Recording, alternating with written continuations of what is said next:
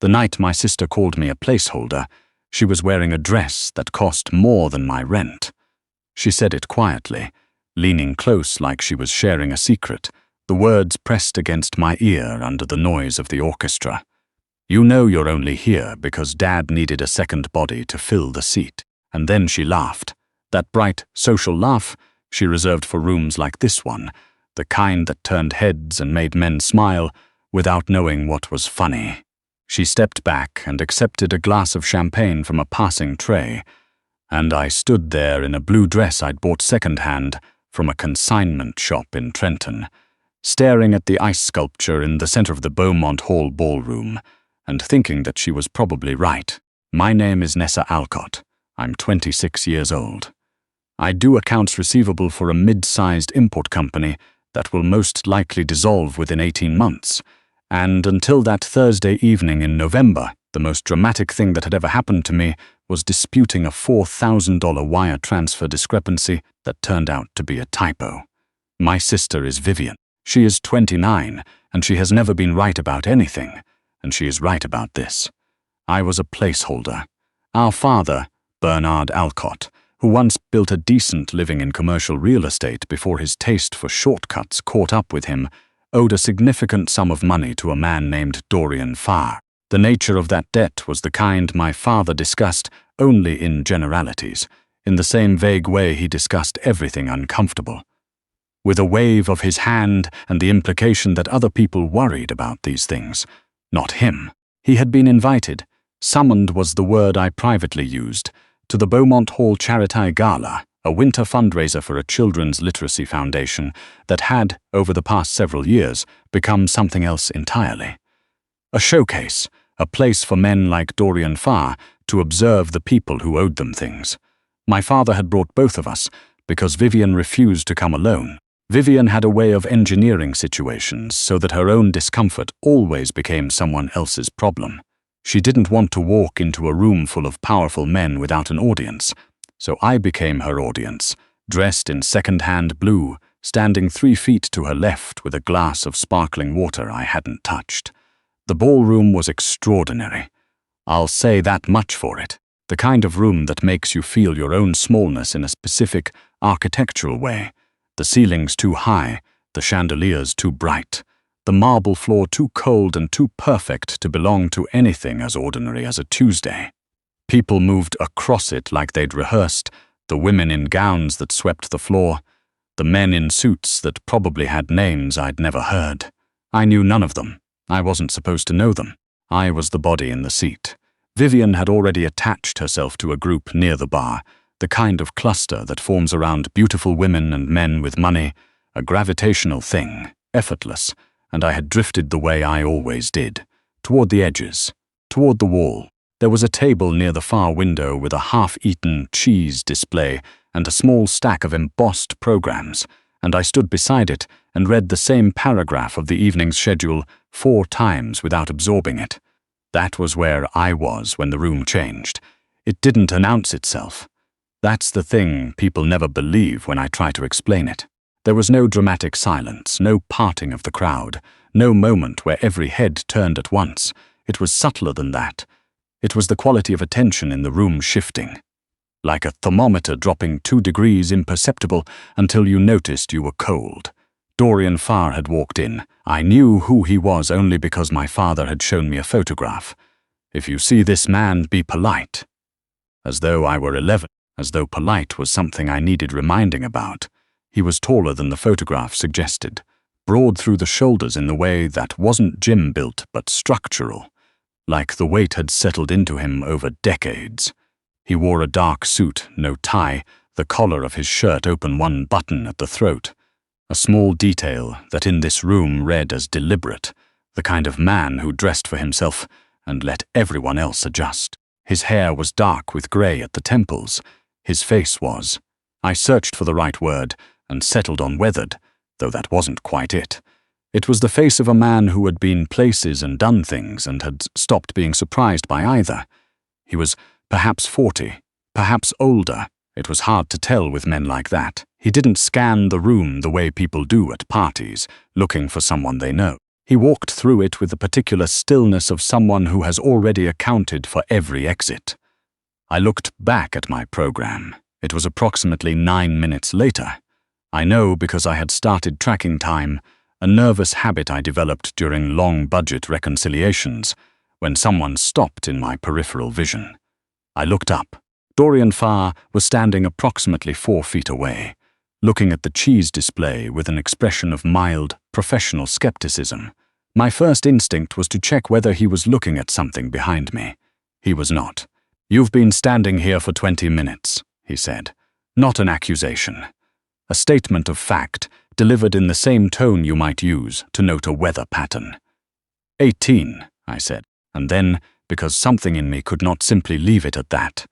"The program's the same on both sides, I already checked." He looked at me then, a direct look, the kind that doesn't flicker away.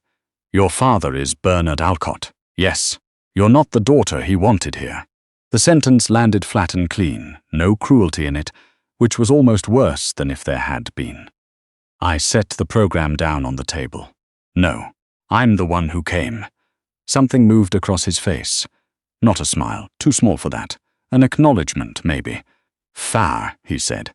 I knew he wasn't introducing himself. He was letting me know that he knew that I already knew. "Nessa," I said. He looked at the cheese display one more time, appeared to reject it on principle, and walked away. I exhaled. That should have been the end of it. My father found me 20 minutes later, flushed and moving quickly, which was never a good sign. He took my arm and steered me toward the corridor near the coat room, his voice low and specific in a way it rarely was. The meeting had gone differently than expected, he said. Farre had restructured the arrangement. There was a position, not a formal offer, not exactly, more of a condition, in Farre's organization. Someone needed to audit the internal accounts, identify where money was moving that shouldn't be moving.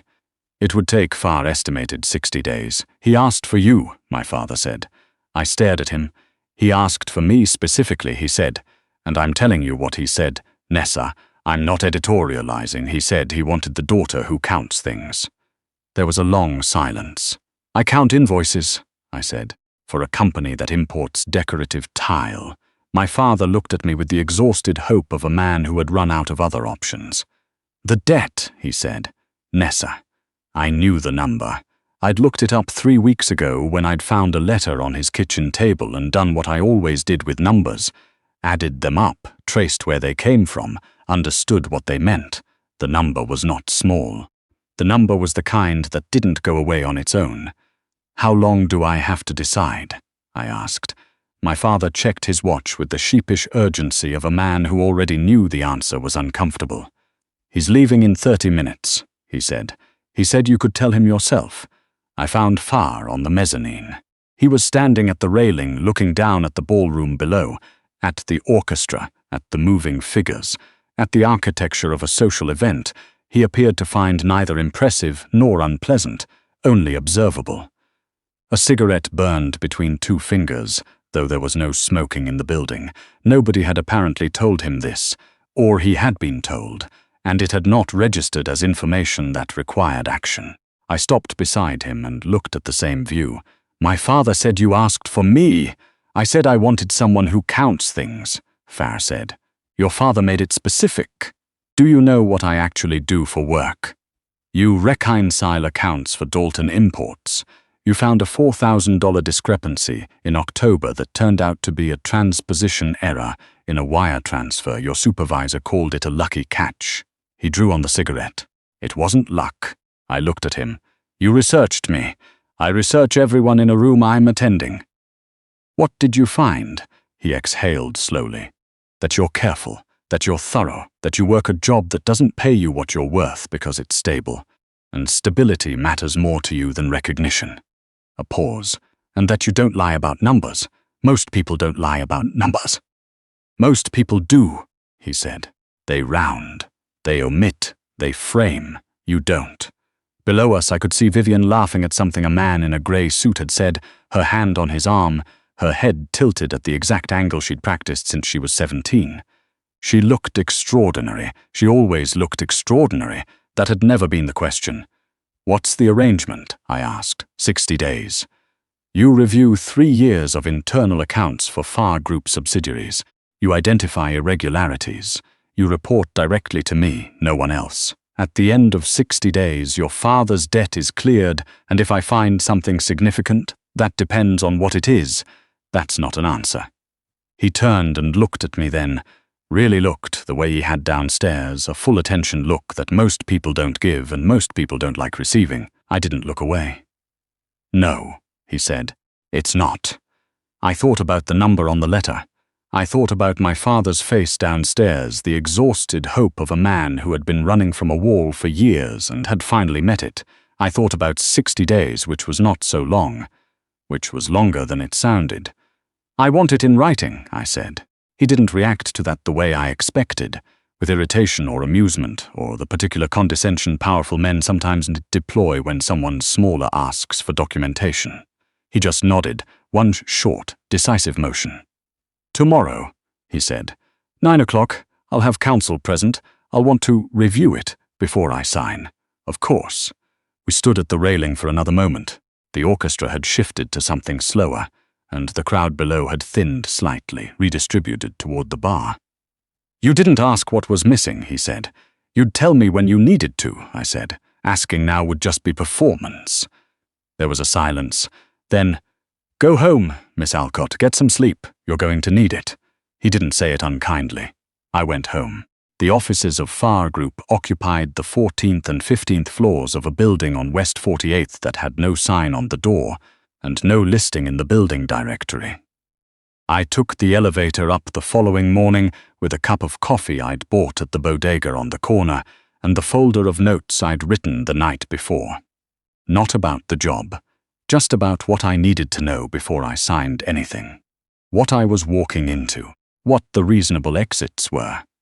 The woman at the reception desk had the particular composure of someone who had learned not to react to anything, and she directed me down a corridor without asking my name, which meant they'd already confirmed I was coming, which meant they'd been watching the elevator.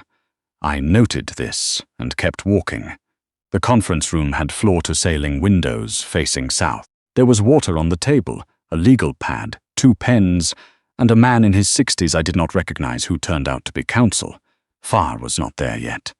I sat, placed my folder on the table, and did not touch the water or the pens. Farre arrived at 9:04, without apology for the 4 minutes which was correct. You don't apologize for minor lateness in a room where you hold the power.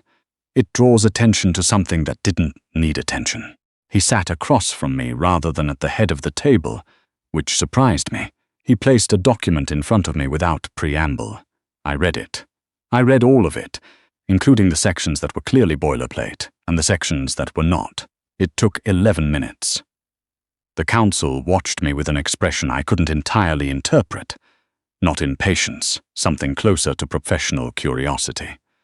There were 3 things I wanted changed. I said so. I explained specifically what I wanted changed and why. The counsel looked at Farre. Farre nodded once. The changes were written by hand in the margins and initialed by both parties. Farre signed. The counsel countersigned, gathered the document, and left. We were alone in the conference room. When do I start? I asked. You already have, he said. The first set of files will be at your workstation by 10. I don't have a workstation. You do now. My workstation turned out to be a small office off the main corridor on the 14th floor, with no window and no nameplate on the door and a computer that was significantly better than anything I'd used at Dalton Imports. The files were already there, as promised. 3 years of subsidiary accounts for 6 entities operating under the Far Group umbrella, organized by fiscal year and flagged at irregular intervals by someone who had started the job and clearly not finished it. I sat down. I opened the first file. I forgot for a while where I was. Numbers have a grammar. People who don't work with them don't know this. But every set of accounts has a rhythm, a logic, a way that the flow of money makes sense if you understand the underlying structure. And when something is wrong, it doesn't always announce itself. Sometimes it's a rounding pattern that's too consistent. Sometimes it's a vendor that appears in 2 subsidiaries with slightly different names. Sometimes it's the absence of something that should be there, a fee, a transfer cost, a line item that every other month contains and this month doesn't.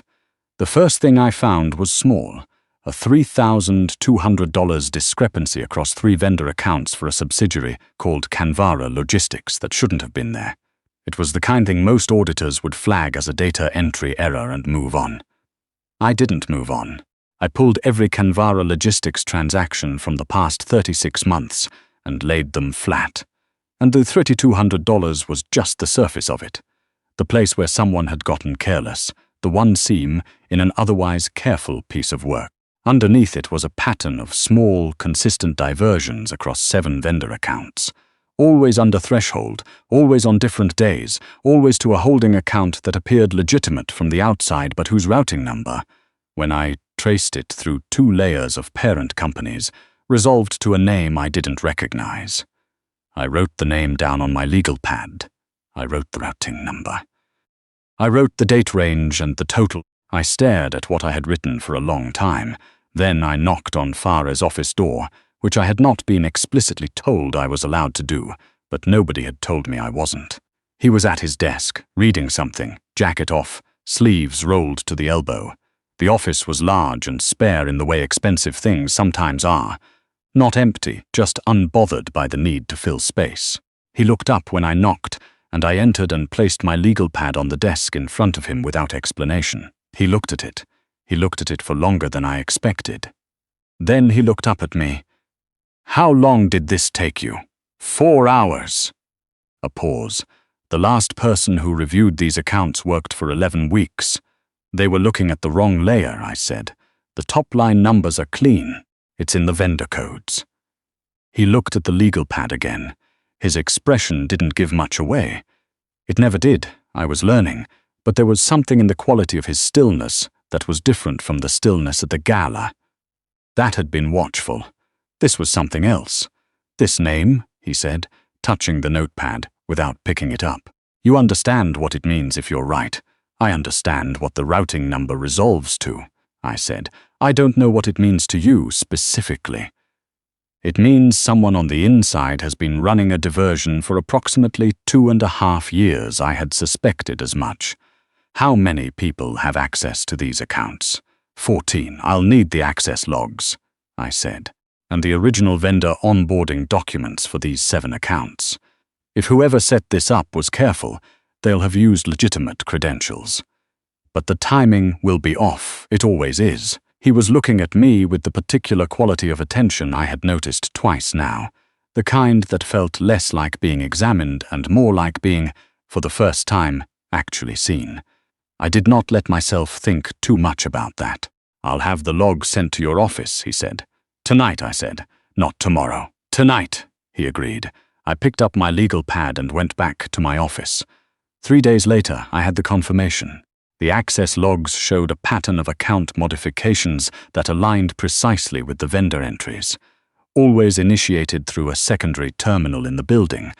Always between 11 p.m. and 2 a.m. Always on days when the primary administrative staff wasn't working. The original vendor onboarding documents for 4 of the 7 accounts had been processed through a single user credential. A credential that belonged to a man named Royce, who worked as a mid-level operations coordinator on the 15th floor. I didn't know Royce. I had seen him once in the corridor, a man in his early 40s, with the comfortable ease of someone who had occupied the same position for long enough that it had stopped occurring to him that things could change. I brought everything to Farre at 7 p.m. on the 3rd day. He was still in his office. I laid it out in sequence. Access logs, vendor credentials, timing correlation, total diverted amount, which had grown, in my reckoning, from the initial $3,200 I'd found to $218,000 over 31 months. Farre sat very still while I explained it. He didn't ask me to slow down, didn't ask me to clarify. He followed each step with the concentration of someone who already understood the architecture and was now watching it be assembled by someone else. When I finished, he said nothing for a long moment. Then, "You're certain? The logs don't lie," I said, "and Royce's credentials are the only ones with access to all 7 accounts. You could check with IT to confirm the terminal location, but I'd put it at 94% certainty without that. 94. I don't say 100% until I've checked everything twice. I've only checked this once. Something shifted in his face, again, not quite a smile. More like the recognition of something familiar, seen unexpectedly. Check it twice, he said. Then come back. I checked it twice. The number went up to 97. I went back. On the 5th day, I arrived at the office at 8 in the morning and found that Royce was no longer on the 15th floor. His office was empty. The nameplate was gone. 2 people in the corridor spoke quietly to each other when I passed, then stopped. I sat at my workstation and pulled up the next set of subsidiary files and began working through them, because that was what I was there to do. At 11, Farre appeared in the doorway of my office. He didn't knock. I had noticed that about him. He didn't knock on his own building's doors, but he stopped in the doorway rather than entering, which seemed like its own kind of courtesy. You found what we needed, he said. I found what was there, I said. There might be more. There might, he said. Are you willing to keep looking? I thought about 60 days. I thought about the remaining 55. I thought about the second set of subsidiaries I'd opened that morning, which had a vendor naming convention that was slightly different from the first set in a way that probably meant nothing and also maybe didn't. Yes, I said. He looked at me for a moment. The morning light came through the corridor behind him, and I could see, though I hadn't been looking for it, hadn't been thinking about it, the tiredness in him. Not the performed exhaustion of a busy man, but the real kind, the kind that goes into the bones. He held his shoulders like someone who had been carrying something heavy for a long time and had gotten very good at not letting it show. You don't ask what happened to Royce, he said. It wouldn't change anything I'm doing. Most people would ask. I'm not most people, I said. I think you already know that. There was a silence, the kind that isn't uncomfortable but has weight to it, the kind where both people know something has been said that doesn't need to be said again. The arrangement was 60 days, he said finally. It was. I'd like to extend it. To what? Indefinite. I set my pen down. Indefinite isn't a term, I said. It's the absence of a term. It is. I looked at him. He looked at me. The office was quiet. The building quiet, the morning just starting to settle into itself. So, same conditions, I said, in writing. New document. Of course, he said. He didn't move from the doorway for another moment.